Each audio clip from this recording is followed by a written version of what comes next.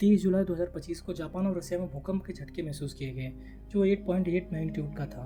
अब सवाल आता है कि जापान में इतने भूकंप क्यों आते हैं अदर कंट्री के कंपेयर में। तो इसका कारण है जियोग्राफिक और जियोलॉजिकल कारण होते हैं। भूकंप आने का रीज़न होता है कि टेक्टोनिक प्लेटों में हलचल धरती के ऊपरी परत पर क्रस्ट के कई टुकड़े में बटी हुई है, जिन्हें टेक्टोनिक प्लेट कहते हैं। यह प्लेटें लगातार बहुत धीमी गति से हिलती रहती हैं। जब यह प्लेट आपस में टकराती तो एक दूसरे से दूर होती है या रगड़ती है, तो उनके बीच बहुत तनाव बनता है।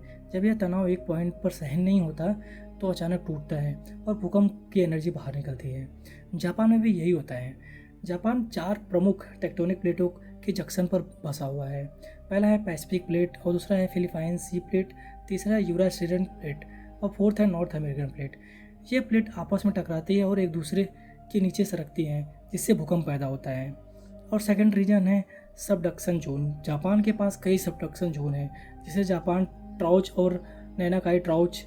इन एरिया में एक प्लेट दूसरी प्लेट के नीचे जाती है, जिससे भारी प्रेशर बनता है। जब यह प्रेशर टूटता है तो भूकंप आता है। और थर्ड रीजन है रिंग्स ऑफ फायर।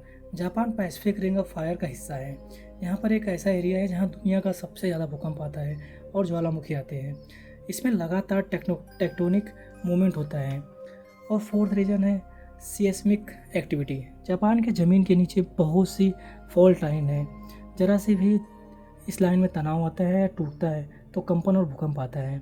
जापान में हर साल हज़ारों छोटे छोटे बड़े भूकंप रिकॉर्ड होते हैं। उसमें से एक है 2011 का टोहोकू अर्थक्वेक, जो 9.0 मैग्नीट्यूड के साथ आया था। और इसमें सुनामी और जापान में बहुत सारे नुकसान हुए थे।